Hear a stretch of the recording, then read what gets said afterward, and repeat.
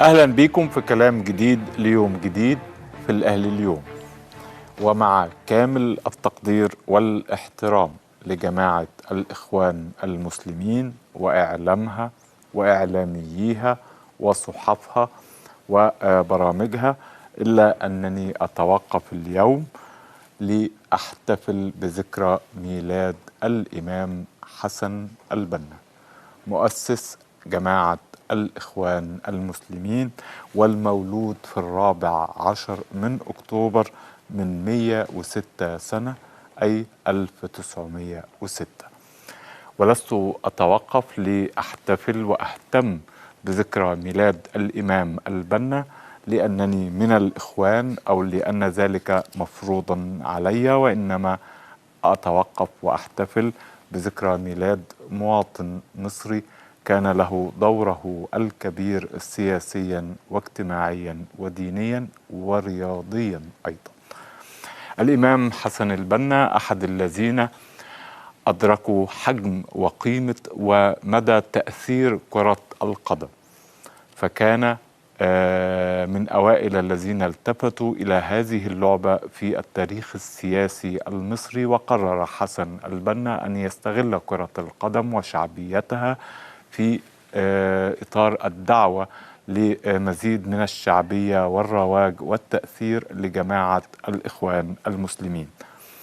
الإمام حسن البنا أسس 99 فريقا كرويا كلهم يحملون اسم الإخوان المسلمين في مختلف المحافظات والمدن المصرية، وكان يقيم بينهم دورة كروية كل سنة يقوم هو شخصيا بتسليم كأسها للفريق الفائز، وكان دائما يقول لمساعديه ولأعضاء قيادة جماعة الإخوان المسلمين أن كرة القدم هي إحدى الأسلحة المهمة لجماعة الإخوان المسلمين.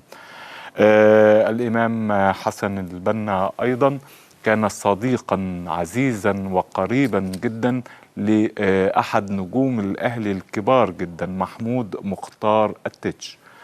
ورغم هذه الصداقة العميقة والدائمة، إلا أن حسن البنا كان لا يصر على حضور مباريات النادي الأهلي، وإن كانت الصداقة قد أدت إلى أن يصبح حسن البنا مشجعا أهلاويا، وبالتالي تحولت الجماعة إلى جماعة أهلاوية إن كنا نتحدث عن الشأن الكروي.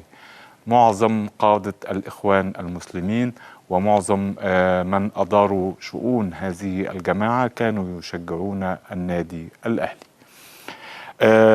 أيضا يجب أن أتوقف أمام دروس كثيرة ممكن أن نتعلمها من الإمام حسن البنا في ذكرى ميلاده، ونؤكد أن حسن البنا حين اصطدم بالحكومة بحكومة حزب الوفد في بورسعيد، قال حسن البنا لأصدقائه، وهذا منشور في تقارير سرية عن الإخوان المسلمين: سندخل بورسعيد رغم أنف حزب الوفد وحكومته ورغم أنف القصر مستعينين بكرة القدم.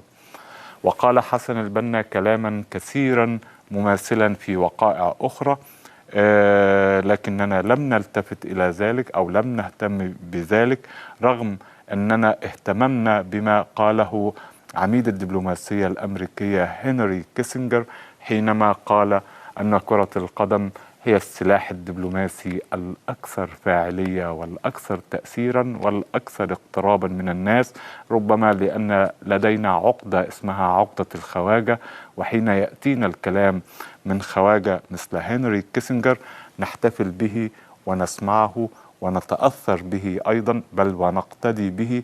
أما إن جاء نفس الكلام وأعمق منه وأجمل من مواطن مصري مثلنا، ملامحه تشبه ملامحنا، فنحن لا نبالي بذلك ولا نهتم ولا نحتفل أصلا بمن قال هذا الكلام. أنا على العكس تماما أؤكد أن حسن البنا قال هذا الكلام قبل أن يقوله أي أحد آخر في العالم كله، وبالتالي أرد الاعتبار لحسن البنا رياضيا. كل الناس تعرف قيمة حسن البنا دينيا وسياسيا واجتماعيا، ولكنني اليوم في ذكرى ميلاده أرد له الاعتبار كرويا ورياضيا.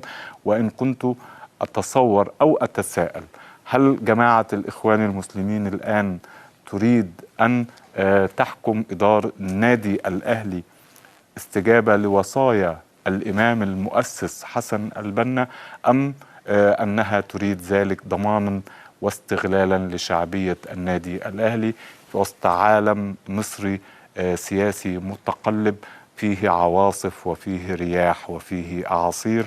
على أي حال ليس هذا هو قضيتي اليوم، وإنما مجرد أن أحتفل وأن أهتم بذكرى ميلاد الإمام حسن البنا الذي لم يحتفل بذكرى ميلاده أي أحد آخر، لا من الإخوان المسلمين ولا من غيرهم. وحسن البنا يستحق مننا كلنا مثل هذا الاهتمام ومثل هذا الاعتزاز. وبهذا الكلام عن الإمام يبدأ كلامنا اليوم في الأهلي اليوم.